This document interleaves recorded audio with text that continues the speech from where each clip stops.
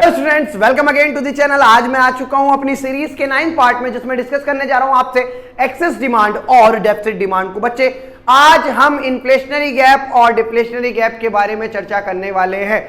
आगे बढ़ने से पहले आप लोगों को याद दिला दूं कि ये हमारी 15 डेज क्रैश कोर्स सीरीज चल रही है मैक्रो इकोनॉमिक्स की, और जैसे ही ये सीरीज खत्म होगी जस्ट नेक्स्ट 15 डेज में आपको इंडियन इकोनॉमी की पूरी सीरीज मिल जाएगी। तो बच्चे, कंटिन्यूटी में चैनल से जुड़े रहिए, पढ़ाई करते रहिए और बोर्ड में इस बार बहुत अच्छे नंबर लाने के लिए तैयार हो जाइए। आपको सिर्फ एक काम करना है, रेगुलरिटी में वीडियोस को देखते रहना है और पढ़ते रहना है। बच्चा, जब मैं आपको डेली पढ़ा रहा हूं तो ये देखिए कि आपको नोट्स साथों साथ बनाते चले, क्योंकि आपकी पूरी बुक मैं कवर करा रहा हूं, कोई अलग से पीपीटी या वैसे नहीं पढ़ा रहा हूं। ये पूरी एक बुक मैंने आप लोगों के लिए जो वीके हो रही है उसकी जस्ट पीपीटी बनाई है और पूरी बुक कवर कराने में लगा हूं। तो आपको दोबारा बुक उठाने की नीड नहीं होगी अगर आपने इस पूरी सीरीज को फॉलो कर लिया। तो चलते हैं आगे। उससे पहले अगर आप चैनल पर पहली बार आए हैं तो प्लीज लाइक कर दीजिए वीडियो को, सब्सक्राइब कर दीजिए चैनल को और शेयर कर दीजिए अपने फ्रेंड सर्कल में। जो लोग आपके साथ हैं, आपके सहपाठी बंधु हैं, उन लोगों को बताइए कि भैया देखो इकोनॉमिक्स की पूरी सीरीज चल रही है, फ्री ऑफ कॉस्ट, पढ़ लो आके। चलिए शुरू करते हैं चैप्टर पे। क्या कह रहा है आज के चैप्टर में? हम बात करेंगे सम एसेंशियल कंपोनेंट ऑफ एम्प्लॉयमेंट। बच्चा, पहले ही बात रहेगी एम्प्लॉयमेंट के कुछ एसेंशियल कंपोनेंट की, जिसमें full employment, under employment, voluntary unemployment, in employment और फ्रिक्शनल एंड स्ट्रक्चरल अनएम्प्लॉयमेंट के बारे में चर्चा करी जाएगी।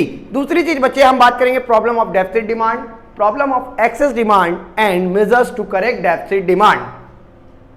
बच्चे, आपको याद ये रखना है कि इस चैप्टर में सबसे इंपॉर्टेंट चीज जो आप पीछे की 2 चैप्टर में पढ़ के आए हैं, अगर बच्चों आप जस्ट इसी वीडियो पे इस सीरीज में ज्वाइन हो रहे हो तो आपके एक हम्बल रिक्वेस्ट है कि पुरानी सीरीज की वीडियोस को एक बार गो थ्रू कर लीजिए, तब आप इस वीडियो को कंटिन्यू करिएगा। ये उस सीरीज का 9th पार्ट है। हम ऑलरेडी 8 चैप्टर को डिस्कस कर चुके हैं। अगर आप पूरा एक स्टेप बाय स्टेप चलोगे तो आपको चीजों को अडेप्ट करने में बहुत आसान रहने वाला है। कोई चीज मुश्किल नहीं लगेगी, बहुत ईजी टू अडेप्टेशन आपके लिए रहेगा अगर आप पूरी वीडियो को फॉलो करेंगे, पूरी सीरीज को फॉलो करेंगे। हमारे पहले टॉपिक पर बच्चा, एसेंशियल कॉन्सेप्ट। क्या जरूरी कॉन्सेप्ट है इस चैप्टर में? सबसे पहली चीज, knowledge of some concept is essential before we take up to the detail. बच्चा, कुछ कॉन्सेप्ट की नॉलेज होना बहुत जरूरी है जब हम उसमें डिटेल में जाएं। तो सबसे पहली चीज हमसे कह रहा है एम्प्लॉयमेंट इक्विलिब्रियम और अंडर एम्प्लॉयमेंट इक्विलिब्रियम। देखिए, फुल एम्प्लॉयमेंट का मतलब क्या होता है? बच्चे कभी कभी इस टर्म को मिस इंटरप्रिटेट कर जाते हैं कि फुल एम्प्लॉयमेंट का मतलब है जीरो अनएम्प्लॉयमेंट। बच्चा, फुल एम्प्लॉयमेंट का मतलब है जीरो अनएम्प्लॉयमेंट, पर ऐसा नहीं होता है। किसी भी इकोनॉमी में ये पॉसिबल ही नहीं है कि अनएम्प्लॉयमेंट जीरो हो जाए। पूछे क्यों? क्योंकि कहीं ना कहीं कुछ नेचुरल लेवल पर अनएम्प्लॉयमेंट रहता ही रहता है। देखिए, फुल एम्प्लॉयमेंट का मतलब है सिचुएशन ऑफ जीरो अनएम्प्लॉयमेंट, है ना। पर यहां पर एक चीज समझिएगा कि एम्प्लॉयड लोग कौन होते हैं? Those who are will to work and able to work. जो लोग कार्य करना चाहते हैं, कार्य करने के काबिल हैं और उनको काम मिल रहा है इकोनॉमी में, उसको कहते हैं फुल एम्प्लॉयमेंट। क्या कहते हैं? Full employment. याद रखिए, full employment doesn't means a situation of zero unemployment. कभी भी ये पॉसिबल नहीं है कि जीरो अनएम्प्लॉयमेंट हो जाए। बच्चा, कुछ ना कुछ एक्सटेंट तक अनएम्प्लॉयमेंट रहता ही रहता है। तो हमें सबसे पहले इक्विलिब्रियम पे डिस्कस करना है, फुल एम्प्लॉयमेंट पे, फिर अंडर एम्प्लॉयमेंट पे जहां पर एम्प्लॉयमेंट की कमी है उस इक्विलिब्रियम को भी हम डिस्कस करेंगे। देखिए क्या कह रहा है, equilibrium is stuck when AD is equal to AS और S इक्वल टू I। अभी कल की जस्ट पिछली वीडियो में हमने ये चीज डिस्कस करी थी, but it needed not necessary correspondent to the situation of full employment. अगर हम फुल एम्प्लॉयमेंट की सिचुएशन की बात करें तो ये चीज पॉसिबल या ये चीज होना जरूरी नहीं है। देखिएगा आगे क्या कह रहा है। बट जब full employment equilibrium refers to the situation in the economy as AD is equal to AS along with S equal to I with the fuller utilization of resource। मतलब जब फुल एम्प्लॉयमेंट होगा तो वहां पर resources का utilisation full होगा, कोई भी रिसोर्स वेस्ट नहीं हो रही होगी, कोई भी रिसोर्स आइडल नहीं हो रही होगी। क्लियर है? फुल एम्प्लॉयमेंट का मतलब ये है, ये नहीं कि अनएम्प्लॉयमेंट जीरो, सबके पास काम है। क्यों? क्योंकि बेटा इकोनॉमी में देखिए बहुत सारे ऐसे ओल्ड एज पर्सन है जो काम करने के काबिल नहीं है। क्या आप उनको जबरदस्ती काम करने के लिए भेजोगे? आपके घर में ग्रैंड पेरेंट, ग्रैंड मदर होंगे, क्या आप जबरदस्ती उनको वर्क पे भेजते हैं? या आपके घर में मान लीजिए एक छोटा बच्चा है 4-5 साल का, न्यू बॉर्न बेबी है, उसको थर्मस टांग के बोतल पकड़ा के टिफिन दे के कहोगे जाओ भाई फैक्ट्री में काम करके आओ, वो बच्चा कहां से काम कर लेगा? तो वो है तो अनएम्प्लॉयड ना। क्या वो कोई प्रोडक्टिव वर्क कर पा रहा है इकोनॉमी में? नहीं। तो इसीलिए कहा था full employment doesn't means a situation of zero unemployment, और under employment equilibrium refers to situation when economy AD is equal to AS but without fuller utilization. Utilisation of resource completely नहीं है, बहुत सी रिसोर्स ऐसी हैं जो idol पड़ी हैं या वेस्ट हो रही हैं। क्लियर है बच्चा? वॉलेंट्री का मतलब होता है स्वैच्छिक और इनवॉलेंट्री का मतलब होता है अस्वैच्छिक, मतलब अपनी मर्जी से अगर कोई बेरोजगार है तो उसे हम कहेंगे वॉलेंट्री अनएम्प्लॉयड, और अगर कोई किसी मजबूरी के कारण अनएम्प्लॉयड है तो उसको हम कहेंगे इनवॉलेंट्री अनएम्प्लॉयड। अब आप लोग ये सोच रहे होंगे कि क्या बात कर रहे हैं, कोई आदमी अनएम्प्लॉयड रहना क्यों चाहेगा?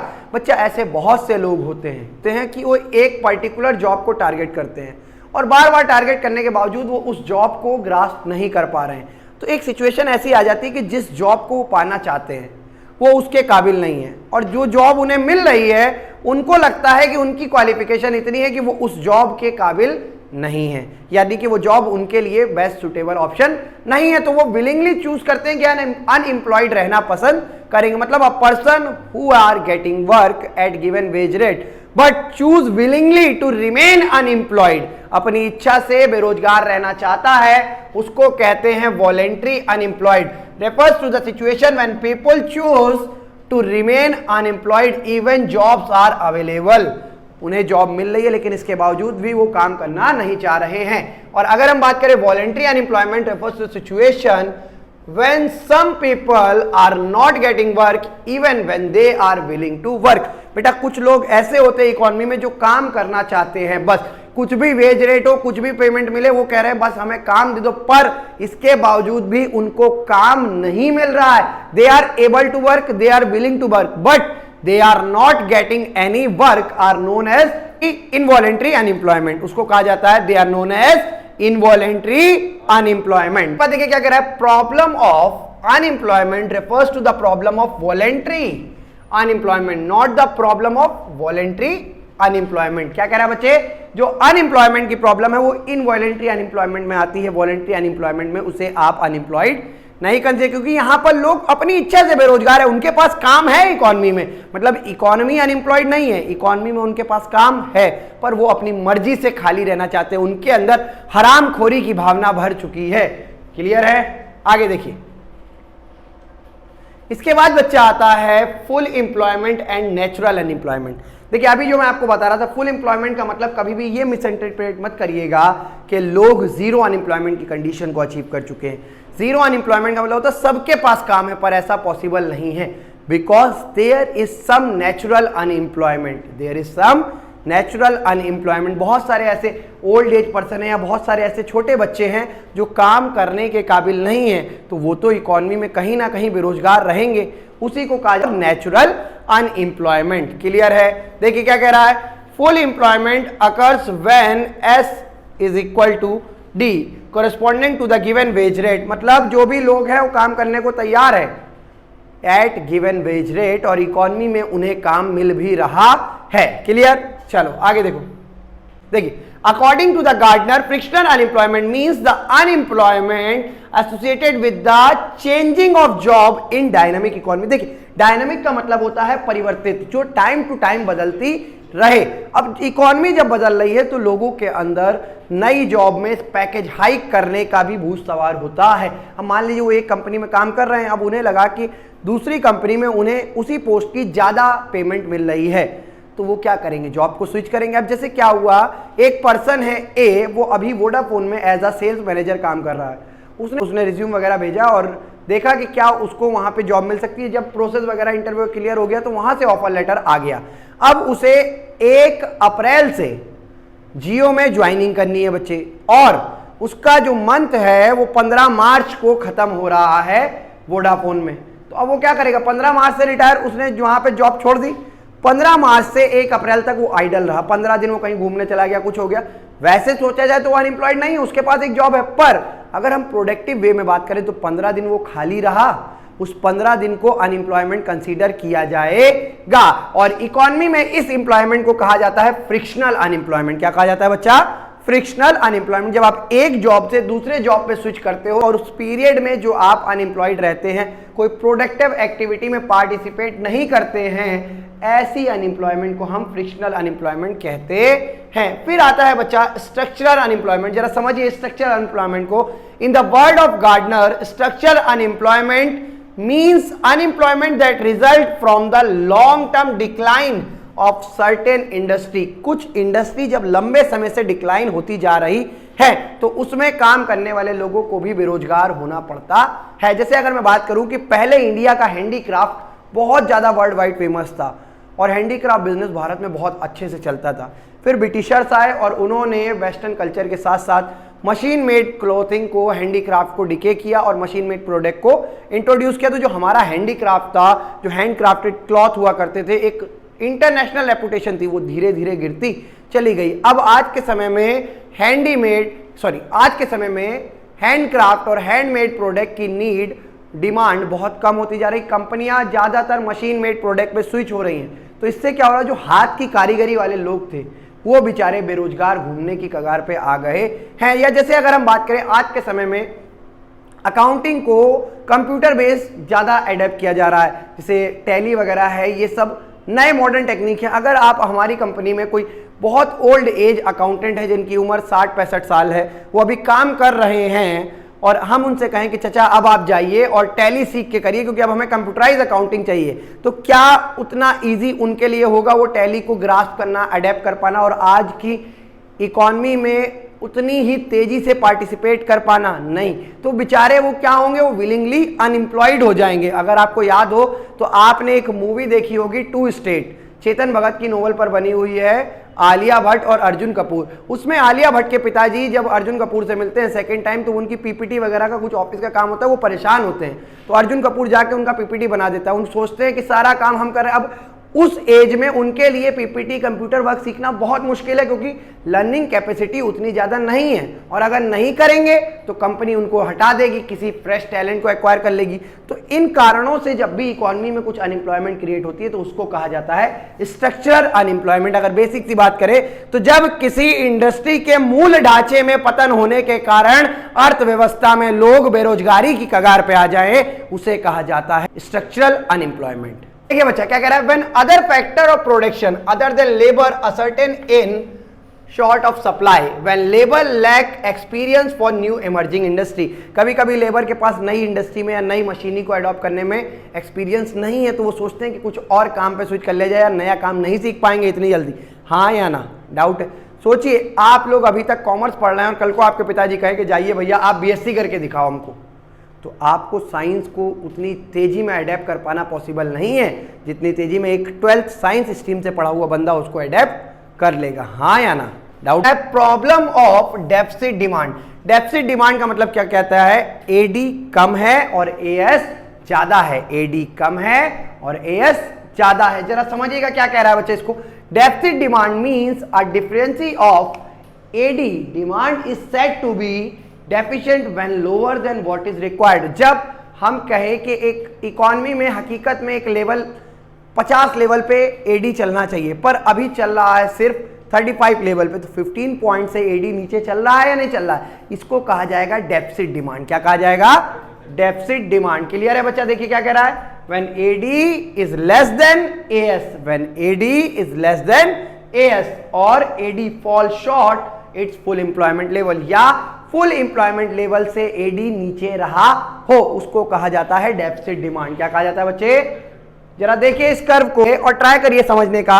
हम नीचे एक्स एक्सेस, इधर वाई एक्सेस। बच्चे वाई एक्सेस पे हम एडी को डिनोट करेंगे और एक्स एक्सेस पे हम हमेशा इनकम को डिनोट करेंगे। ये आपको दिख रहा होगा, इनकम और जीडीपी। क्लियर है? अब देखिए हमारे पास से 45 डिग्री की एक स्ट्रेट लाइन गई, ये है हमारी वाई। क्या है हमारी? Y. Y is equal to AS होता है। वाई इज इक्वल टू, याद रखना बच्चे, AS is equal to Y होता है। AS is equal to, note कर लो, AS means consumption plus saving. AS means consumption plus saving और we can say that AS is equal to C plus S. कल के just एक दिन पिछले लेक्चर में मैंने आप लोगों को ये चीजें पढ़ाई हैं और AS is equal to Y होता है। AS is equal to Y का मतलब इनकम, वाई का मतलब इनकम में कंजम्पशन और सेविंग ही तो आती है। अब इनकम अगर आपकी है तो या तो आप कंज्यूम करेंगे या आप सेव करेंगे। जब C प्लस S कर दे तो क्या बन जाता है? Y। तो इसीलिए कहा जाता है y is equal to AS। और याद रखिए कि y का कर्व हमेशा ओरिजिन से 45 डिग्री की एक लाइन जाएगी। y कर्व में हमेशा ओरिजिन से 45 डिग्री की एक लाइन जाएगी। क्लियर है? अब देखिए हमारा AD चलना चाहिए फुल एम्प्लॉयमेंट पे। कहां चलना चाहिए? जो हम यहां पर देख रहे हैं, ये जो ब्लू लाइन जा रही है, ये AD एट फुल्ली एम्प्लॉयमेंट है। क्या है? इस लेवल पे अगर AD चलेगा तो इकोनॉमी में कोई भी रिसोर्स आइडल नहीं रहेगी, कोई भी रिसोर्स की वेस्टेज नहीं होगी। लेकिन अभी करंट सिचुएशन में हमारा AD चल रहा है, यहां हमारा AD चल रहा है, ये है AD एट प्लांट। क्या है बच्चा? AD at plant. अब देखिए एक्चुअल में मार्केट इक्विलिब्रियम हमें मिलना कहां चाहिए? यहां, जहां पर रिसोर्स फुल हो, कोई भी आइडल ना हो। पर अभी चल कहां रहा है? यहां। हाँ या ना? ये अंडर एम्प्लॉयड हुई इकोनॉमी या नहीं हुई? इसीलिए इसको कहा गया डेफिसिट डिमांड। क्या कहा गया? और फिर बच्चा फुल एम्प्लॉयमेंट AD से एक सीधी लाइन निकालिएगा अंडर एम्प्लॉयड AD पर, और उसके बीच का जो डिफरेंस होगा उसे कहा जाएगा डेफिसिट डिमांड। क्या कहेंगे बच्चा? Deficit demand. कोई दिक्कत है? हाँ या ना? जब भी फुल एम्प्लॉयड AD के बिलो हो planned AD, full employed AD के बिलो हो प्लान्ड AD, इसको कहा जाएगा deficit demand. Cause of deficit AD। अब इकोनॉमी में AD कम क्यों रहेगा? इकोनॉमी में AD कम क्यों रहेगा? बच्चा सुनिए आप मेरी बात। AD की इक्वेशन आपने क्या पढ़ी थी? C plus I, C plus G plus X minus M। अगर आप चाहो तो नोट कर लो, कल मैंने ये लिखवाया है। AD is equal to C plus I plus G plus bracket में X माइनस M। C का मतलब होता है consumption of household, I का मतलब होता है investment made by producer sector, G का मतलब होता है गवर्नमेंट कंजम्पशन एक्सपेंडिचर, X का मतलब होता है एक्सपोर्ट और M का मतलब होता है इंपोर्ट। अब देखिए अगर AD कम है, अगर AD कम है तो आपको बहुत सिंपल सी टेक्निक बता दे रहा हूं। AD के जितने कंपोनेंट है वो सब कहीं ना कहीं कम रहे होंगे। हाउस होल्ड का कंजम्पशन कम है, प्रोड्यूसर की इन्वेस्टमेंट कम है, गवर्नमेंट का कंजम्पशन एक्सपेंडिचर कम है, एक्सपोर्ट कम है और इंपोर्ट ज्यादा है, और इंपोर्ट ज्यादा है। ये बात याद रखिएगा, सिर्फ इंपोर्ट है जो हाई होगा। देखिएगा अभी आपको सिखाऊंगा इसी में। क्या कह रहा है? पहला reduction in private consumption expenditure. बच्चा क्या कह रहा है? Reduction in private consumption expenditure, private sector consumption पे एक्सपेंडिचर को कम करता जा रहा है, इसके कारण AD डाउन रह सकता है। दूसरा पॉइंट बचा reduction in private investment expenditure. याद रखिए क्या? प्राइवेट सेक्टर का भी इन्वेस्टमेंट एक्सपेंडिचर कम है। प्राइवेट सेक्टर उतना ज्यादा इन्वेस्टमेंट या एक्सपेंडिचर पब्लिक मार्केट पे नहीं कर रहा है। तीसरी चीज बचा government, reduction in government expenditure. Government के खर्चे भी इकोनॉमी में क्या हो रहे हैं? कम हो रहे हैं। मतलब द गवर्नमेंट में कट इट कंजम्पशन एक्सपेंडिचर और investment expenditure may be because of budgetary constant. Budgetary बाधाओं के कारण सरकार को यह डिसीजन लेना पड़ रहा है। याद रखिएगा। आगे डिक्लाइन इन एक्सपोर्ट, एक्सपोर्ट भी कम होता जा रहा है, इसके कारण AD कम रहेगा, पर इंपोर्ट बढ़ेगा, पर इंपोर्ट बढ़ेगा। अब आपको अगर याद रखना है इस चीज को, बहुत सिंपल सी बात है। AD की इक्वेशन याद कर लो। क्या? AD is equal to C plus I plus G plus X minus M। अगर डेफिसिट डिमांड है, अगर डेफिसिट डिमांड है तो सब कुछ शुरुआत के 4 आइटम कम रहेंगे। मतलब C come, I come, G come, X कम, पर M हाई हो जाएगा, पर M। और अगर एक्सेस AD होगा, क्या होगा? तो बच्चे कंडीशन पलट जाएगी। C high, I high, G high, X high, पर M कम। क्लियर? देखिएगा अभी ये भी आगे आने वाला है। फिर इंक्रीज इन टैक्स रेट, इससे क्या होगा? सरकार टैक्स रेट को बढ़ाएगी, due to which increase in tax rate leaves lesser disposable income. Market में डिस्पोजेबल इनकम, बच्चे परेशान रहते हैं डिस्पोजेबल इनकम क्या होती है, तो आपको बताऊं बहुत सरल भाषा में। खर्च करने योग्य इनकम, जब आप टोटल इनकम में से अपना टैक्स हटा दें तो जो बच जाता है वो बचता है डिस्पोजेबल इनकम। मान लीजिए मेरी इनकम 5 लाख रुपए है और मुझे 5 लाख पर कोई टैक्स नहीं देना गवर्नमेंट को, तो अभी मेरी पूरी 5 लाख डिस्पोजेबल इनकम है। पर अब मान लो मेरी इनकम 10 लाख है और आज आए बजट के अनुसार 7 लाख तक हमें कोई टैक्स नहीं देना है, हाँ या ना? तो तो बचे हुए 3 लाख पर जो मैं टैक्स पे कर दूंगा, फिर उसके बाद जो मेरी टोटल इनकम बचेगी वो मेरी डिस्पोजेबल इनकम होगी। क्या होगी?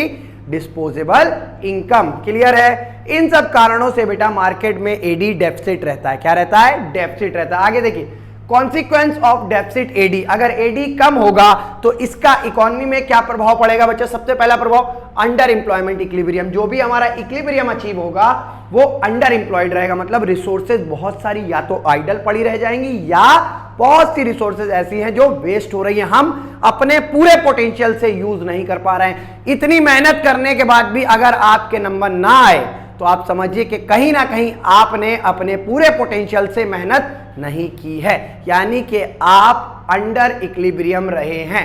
जितनी मेहनत आपको करनी चाहिए थी आप उस पे सक्षम नहीं उतरे हैं। आगे देखिए क्या कह रहा है बच्चे, सेम कर्व को हम लोगों ने पीछे डिस्कस किया था। ये AS is equal to Y 45 degree की लाइन, AD फुल एम्प्लॉयमेंट पे और AD प्लांट, तो यहां से यहां तक का ये जो गैप है ये है हमारा अंडर एम्प्लॉयमेंट की कंडीशन का गैप। इसे हम कह सकते हैं डिफ्लेशनरी गैप एज वेल। क्या कह सकते हैं? डिफ्लेशनरी गैप या डेफिसिट डिमांड। क्या कह सकते हैं बच्चा? Deficit demand. और अब एक बात समझिए, अभी तक करंट इक्विलिब्रियम जो हकीकत में फुल एम्प्लॉयमेंट में मिलना चाहिए वो मिलना है पॉइंट इधर, और अगर हम अंडर एम्प्लॉयड पे देखें तो हमारा इक्विलिब्रियम स्ट्राइक कर रहा है पॉइंट क्यू पे। कहां पे स्ट्राइक कर रहा है? पॉइंट क्यू पे। तो ये जो क्यू वाला इक्विलिब्रियम है इसको हम कह सकते हैं अंडर एम्प्लॉयड जीडीपी। क्या कह सकते हैं? Under employed GDP. कोई दिक्कत है बच्चा?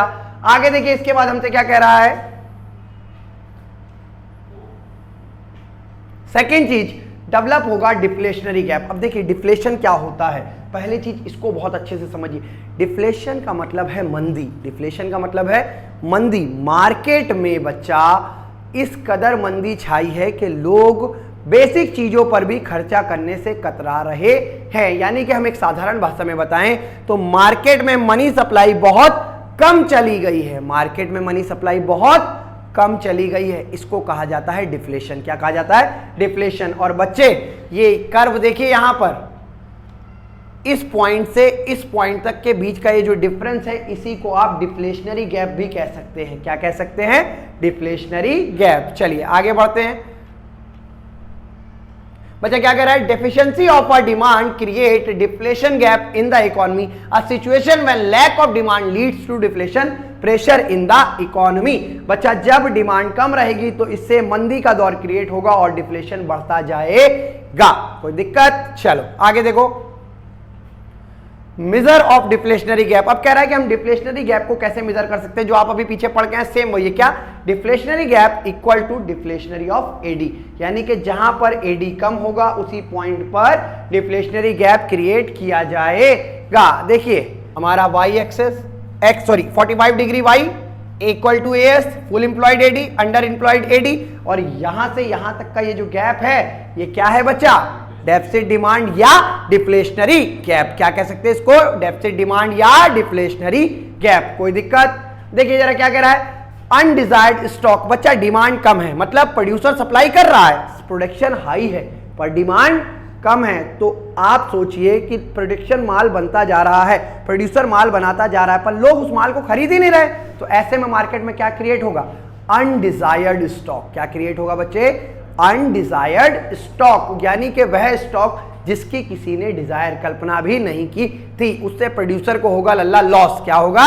लॉस। और जब लॉस होगा तो प्रोड्यूसर को अपना प्रोडक्शन कम करना पड़ेगा। पॉइंट हमारा रहता है loss of profit. Deficiency of AD cause loss of profit. This happen because producer are not able to clear their stock. Producer अपना स्टॉक नहीं बेच पा रहा है, अपने आप स्टॉक बढ़ता जा रहा है, तो उसका प्रॉफिट कम होगा या नहीं होगा? भाई माल बढ़ता जा रहा है, लोग खरीद नहीं रहे, तो कहां से प्रॉफिट कमा लेगा बताओ? इसके बाद बच्चे हम बात करें तो आता है प्रॉब्लम ऑफ एक्सेस डिमांड। क्या आता है? Problem of excess demand. देखिए अभी तक सब डिफ्लेशन में चल रहा था।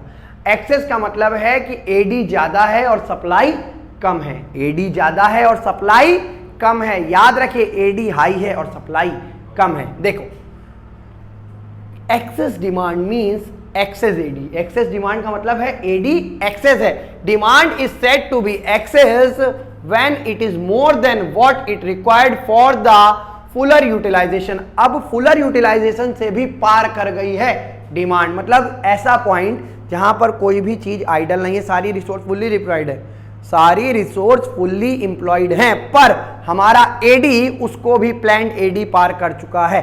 ऐसे केस क्रिएट करेगी एक्सेस डिमांड। क्या क्रिएट करेगी बच्चे? Excess demand. देखिए यही बता रहा है, AD is greater than AS, AD is greater than AS. Clear है बात? चलिए अब आगे बढ़ते हैं और इलस्ट्रेशन के थ्रू समझते हैं कि किस तरीके से हम एक्सेस डिमांड की गप को समझ सकते हैं। देखो फिर से वही बात बेटा, ओरिजिन से 45 डिग्री की एक लाइन जा रही है जिसको हम कहते हैं वाई। क्या कहते हैं? वाई। बच्चा ये हमारा ब्लू लाइन से एडी जा रहा है फुल एम्प्लॉयमेंट पे। कहां जा रहा है? यानी कि फुल एम्प्लॉयड इक्विलिब्रियम इस पॉइंट पर स्टक करेगा, लेकिन हमारा प्लान्ड एडी फुल एम्प्लॉयमेंट से भी 4 कदम आगे निकल चुका है। तो बच्चे यहां से यहां तक का ये जो गैप है, याद रखिए डिफ्लेशनरी गैप में हमेशा आप इधर साइड करेंगे और इन्फ्लेशनरी गैप में हमेशा आप इधर साइड लेफ्ट साइड करेंगे। और ई से एफ तक का ये जो गैप है ये कहलाएगा इन्फ्लेशनरी गैप। क्या कहलाएगा बच्चा? इन्फ्लेशनरी गैप और एक्सेस डिमांड, और एक्सेस डिमांड। क्लियर? देखिए आगे, अब एक्सेस डिमांड के क्या क्या कारण हो सकते हैं, कुछ भी याद करने की जरूरत नहीं है। जो आपने डेफिसिट डिमांड में याद किया, डेफिसिट डिमांड में एडी की पूरी इक्वेशन कम हो रही थी एक्सेप्ट इंपोर्ट। अब एक्सेस डिमांड में एडी की पूरी इक्वेशन हाइक करेगी एक्सेप्ट इंपोर्ट। क्लियर है? देखिए क्या, AD is equal to C plus I plus G plus X minus M. यहां पर एक्सेस है, एक्सेस का मतलब ज्यादा, एक्सेस का मतलब बेटा कंजम्पशन बढ़ेगा, इन्वेस्टमेंट बढ़ेगी, गवर्नमेंट एक्सपेंडिचर बढ़ेगा और गवर्नमेंट इन्वेस्टमेंट बढ़ेगी, साथ ही साथ एक्सपोर्ट भी बढ़ेगा, पर इंपोर्ट कम हो जाएगा, इंपोर्ट कम हो जाएगा। तो यहां पर एक्सेस एडी रहने वाला है। सबसे पहला इंक्रीज इन कंजम्पशन सी, यही बात बता रहा है। दूसरा इंक्रीज इन इन्वेस्टमेंट एक्सपेंडिचर आई। तीसरा बेटा इंक्रीज इन गवर्नमेंट एक्सपेंडिचर जी। चौथा बेटा decrease in import and increase in export. देखिए एक्सपोर्ट बढ़ रहा है और इंपोर्ट घट रहा है। क्लियर सी बात है, इसमें इससे ज्यादा कुछ और नहीं रहने वाला। वहां पर टैक्स रेट बढ़े थे, यहां पर टैक्स रेट कम हो जाएंगे ताकि पब्लिक को डिस्पोजेबल इनकम ज्यादा बढ़े, ताकि ज्यादा खर्चा हो सके। देखिए a cut in tax, tax कम होगा तो डिस्पोजेबल इनकम बढ़ जाएगी। क्लियर? इससे एक्सेस डिमांड को समझने में आसानी रहेगी कि हाँ इन कारणों से मार्केट में एक्सेस डिमांड बन सकती है। कोई दिक्कत है बच्चा? अब हम बात करते हैं consequences of excess demand. 3 critical situation. बेटा 3 क्रिटिकल सिचुएशन है जो आएंगी। पहली आएगी इन्फ्लेशनरी गैप। क्या आएगी? Inflationary gap. बच्चा इन्फ्लेशनरी गैप को समझना है तो एक सिंपल सी बात को समझो कि पहली चीज इन्फ्लेशन क्या होता है। जब जब मार्केट में मनी सप्लाई बढ़ जाए, महंगाई आसमान तोड़ दे, उसे कहा जाता है इन्फ्लेशन। क्या कहा जाता है? इन्फ्लेशन। बेटा आज के जीडीपी में अगर आज का जो बजट आया उसमें अगर आपने देखा हो तो हमारे जीडीपी की ग्रोथ रेट है 6.5%। कितने परसेंट? 6.5। और हमारी इन्फ्लेशन की रेट है 7%। कि इन्फ्लेशन 7% से बढ़ रहा है और ग्रोथ सिर्फ 6.5% से। तो देखिए महंगाई हमसे बहुत आगे निकल चुकी है। ऐसी ही कंडीशन अभी हमारी देश की इकोनॉमी में चल रही, देश क्या हम कहें तो ऐसी ही कंडीशन पूरे वर्ल्ड की इकोनॉमी में चल रही है। इस समय ग्लोबली इन्फ्लेशन का दौर चल रहा है। पूरा वैश्विक महंगाई, पूरा वर्ल्ड महंगाई की चपेट में आ चुका है। दूसरी चीज बच्चे क्या कह रहा है यहां पर? Excess AD means pressure on demand of existing resource, rise in cost of production, rise in price. अब प्राइस बढ़ने से आउटपुट लेवल रिमेन कांस्टेंट। बेटा आउटपुट अभी भी उतना ही है लेकिन प्राइस बढ़ता जा रहा है, तो प्राइस बढ़ने से मार्केट में क्या क्रिएट हो जाएगा? इन्फ्लेशन। कोई दिक्कत? Inflationary gap equal to deficit demand, वैसे ही inflationary gap equal to excess demand. कोई दिक्कत? क्लियर है? देखिए आगे कैसे, सेम वही जो अभी कर्म में हम लोगों ने एक्सेस डिमांड को समझा था, वहीं पर अब हम इसको दूसरा नाम क्या दे सकते हैं? Inflationary gap. कोई दिक्कत है बच्चा? इसमें इससे ज्यादा समझने की चीज कुछ भी नहीं है।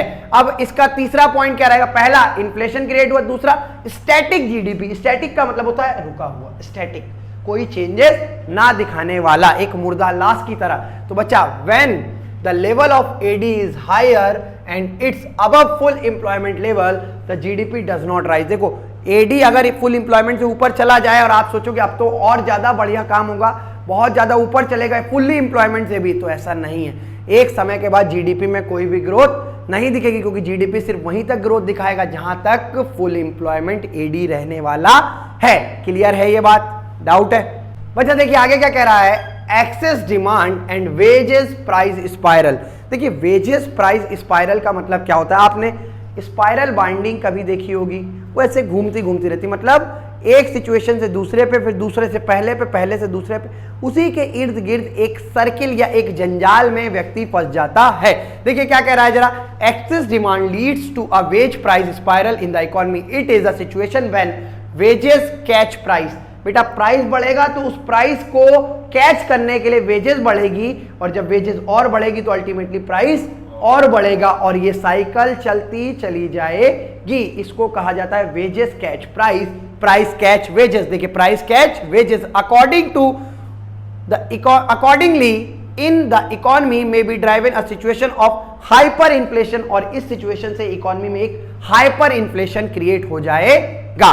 पक्का क्लियर? देखिए चौथा पॉइंट रहेगा लॉस ऑफ प्रॉफिट। क्या रहेगा? Loss of profit. Loss of profit का मतलब क्या? अब की बार डिमांड ज्यादा है, मोदी सरकार नहीं, अब की बार डिमांड ज्यादा है और सप्लाई कम है।